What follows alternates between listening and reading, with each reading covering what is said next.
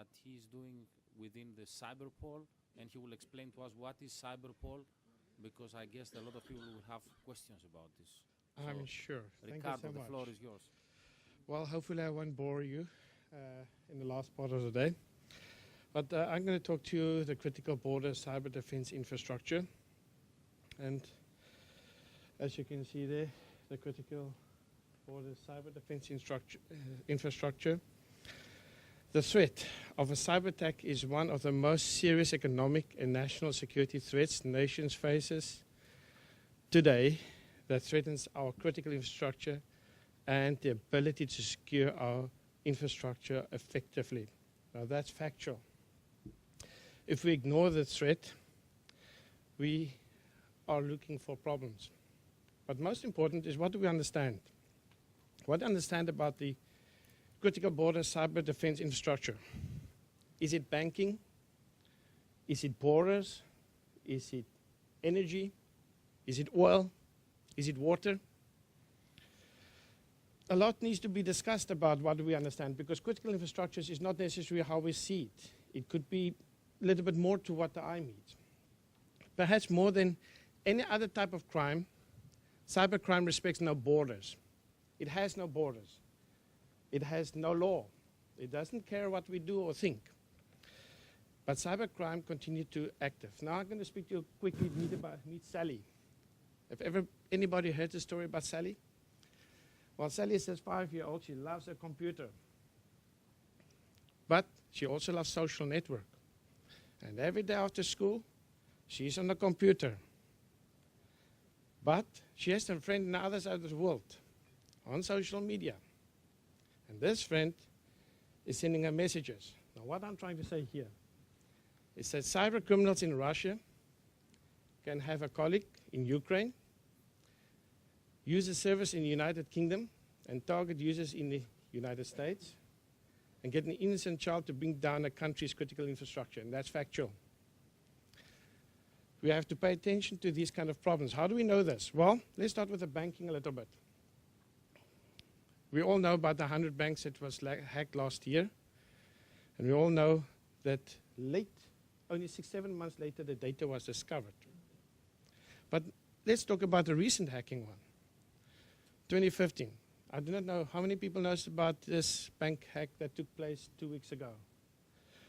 Now, we know that presumably information intelligence indicate it was probably terrorist, and notion is very strong that it was a terrorist organization behind. But have we not noticed the hack while it was contagious and continuing at the same point? The banks would have lost over $1 billion. And that's key. Now, why are they doing this? Now, I'm going to bring your attention to a presentation that I did to military department in Belgium. This is declassified, so I can speak about it. On 27th, 10th, 2014, we made a presentation. This is an actual official copy of the slide that we made. And look at our list. These are the signals we indicated. That something is happening, something out of the ordinary, and something large is imminent to happen. And the first thing we said, questioned, are they going to target the banking system? Isn't it ironic that 6 months later, the banking industry was attacked? Now, how did we know this? But we've also included other possibilities. Agriculture system, the energy system, the commission is at risk, policy directive, and the entire economical system of the EU is at risk. And this is fundamentally important information. So how did we know this? How did ESIPS and CyberPol know this? Well, we focus on atmospherics. Anybody here knows what atmospherics is? Nobody. Okay, well, another word for it is real-time information. Atmospherics was implemented by AFRICOM in the US. Very effective use in Afghan. Is the ability to create a structure whereby information in real time is gathered and fed into the system and from there on monitored. So with other words, the maximum time delay is 4 to 5 minutes on information. And that's really a powerful tool. Now, apply that to the security grid or cyber grid, we have a different structure in place. Let's focus on something slightly different. On 8th March 2014, we all know about the Boeing carrying the passengers, the Malaysian passengers. Right. Much speculation about this, whether it was a terrorist issue or in fact hacked. But there's very strong notion, indication that this could have been a hacking involvement or somehow hacked. How do we know this? Well, after the question arose and was posed to ESIPs and said, well, can we look into this? Can we have a bit deeper investigation into this? ESIPs and CIRPE decided to take on the investigation and look a little bit more closely to what could be the problems in this. And what did we find? Well, we found something. The ESIP study found that all the airports of 28 European countries, not excluding Malaysian airports, as a loophole exists, providing access to critical cyber infrastructure that allows border access without noticeable traces. Now, this is really serious. Now, I'm going to just go a step back. I don't know if some in the room may be aware of this, but the US intelligence sources confirmed recently that ISIS has been using Battlefield 4 to train and plan for full-scale invasion of the US homeland 2014. But what they failed to tell us was how did they get the access, because you have to have internet access to play this particular game. You have to have the critical infrastructure access somehow to be able to look at this. Now, what does this all mean in short? Well, it was found that Wi-Fi and mobile data in airports and Wi-Fi hotspots are not monitored for sensitive data traffic except in the USA by the NSA and in Germany limited to certain structures in Germany only. Has anybody traveled recently to Germany? If you do, you would find that your mobile presently data will not work there. You can go anywhere in Europe, but if you go to Germany, you have to have a German mobile card to get your data on your phone. That means they've woken up. But the risk. This increases the risk of cyber hacking dramatically from international airports, space, and Wi-Fi hotspots on the critical infrastructure of the EU and any other country vulnerable to this problem. The added problem. Well, we have the mobile devices. That gives us an added problem to the Wi-Fi, because now with smartphones we can have our own hotspots. We don't need any more a physical hotspot. We can create our own virtual hotspot. And cyber attackers know this. What is most alarming is that according to the research, there's no Wi-Fi or mobile data transfer backups at any airport, and at the same time, there is no package filtering or collecting of data done, making it a perfect place for international sabotage of any critical infrastructure or crime syndicates. I don't know how many in this room is aware of this, but I assume only a few might be aware of this critical problem. Did you know that Europe is the world's largest multinational network of free Wi-Fi hotspots? With over 5 million free Wi-Fi hotspots across Europe that can be used by terrorists anytime. That's a real big problem if you look at the number. And this number is about to grow. They estimate that this number will be more than double over the next 5.5 years. So, the problem. Well, an example. High-flyer cyber hackers can literally stay on the run without any trace whilst this vulnerability is being exploited by terrorist and crime syndicates organizations. Now, that makes it really hard to catch any criminals, because by the time we get the location, they are in another location. The threats are not limited to airport security, but extends to energy, transport, telecom, and IT communications as well. It's estimated by ESIPs, and this is studies we've done, that the EU has over 1.2 million free Wi-Fi telecom hotspots alone. That means it's hotspots provided by the telecom services. Now, they might require passwords or information to access, but a basic hacker can access them anyway. And it's a common structure today that hackers don't pay to access these hotspots. The same free unmonitored Wi-Fi supply leaves all our critical infrastructure doors open for espionage, as mentioned by our colleagues. And data theft, as recently demonstrated in the leaks from former National Security Agency NSA contractor Edward Snowden. I hope we don't have the Snowden syndrome today. Where it was supported that, or purported that China stole the patents of the new F-35. Now, which EU countries have implemented Wi-Fi restrictions? Does anybody know? Except Germany has tried. But at this moment, technically, nobody. There's no law that exists. There's no structure in place. There's no monitoring done. And it's a free breeding ground. Now, when criminals do business, the first thing they need is to have the tools. And we give them the tools. And that's a real problem, because these tools give them access. From the 28 member states, Germany is the only country that has implemented a partial Wi-Fi restriction and data monitoring system. This after their official mobile phones data were hacked by the NSA during 2014. So actually the NSA did them a favor to tell them, hi guys, we've got to change this. What is the problem with the Wi-Fi? Well, it provides access to global internet, often without any real identification, can be found in over 5 million locations in the EU, of which some runs via VPN services. I'm sure most people know what a VPN is. But almost all these structures exist. They give access. We have problems with stolen data, plans, maps.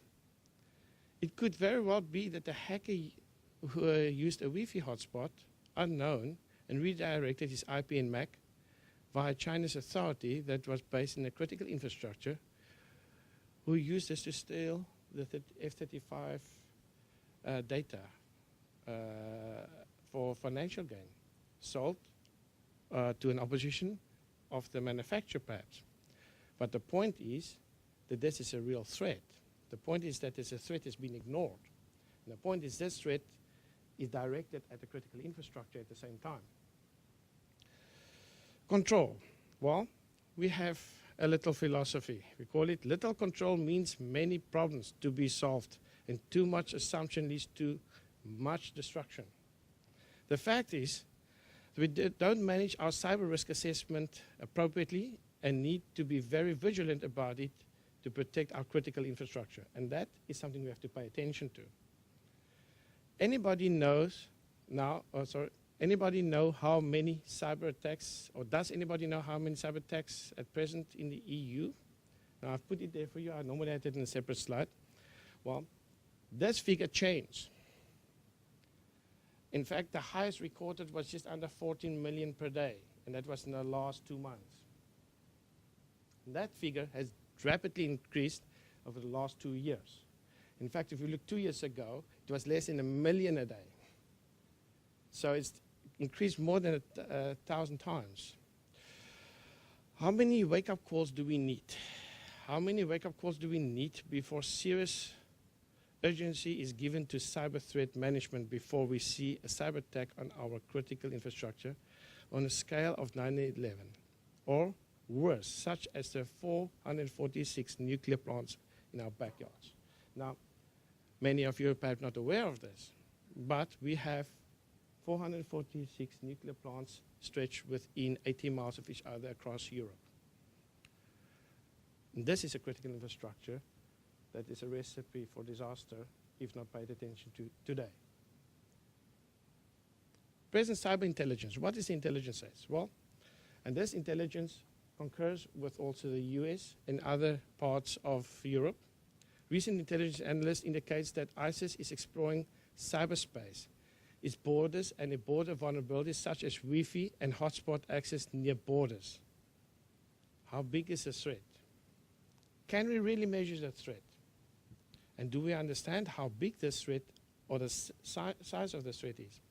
Well, the problem. The lack of understanding the cyber language and what to look for, the understanding of the cyber threat, which other words, we're not really studying it correctly, or explore it to the point that we should be, understanding the profile of the risk, the lack of tools to combat cyber crimes, and the lack of ability to speak the IT language and culture. Now, this is the important part, the IT language and culture.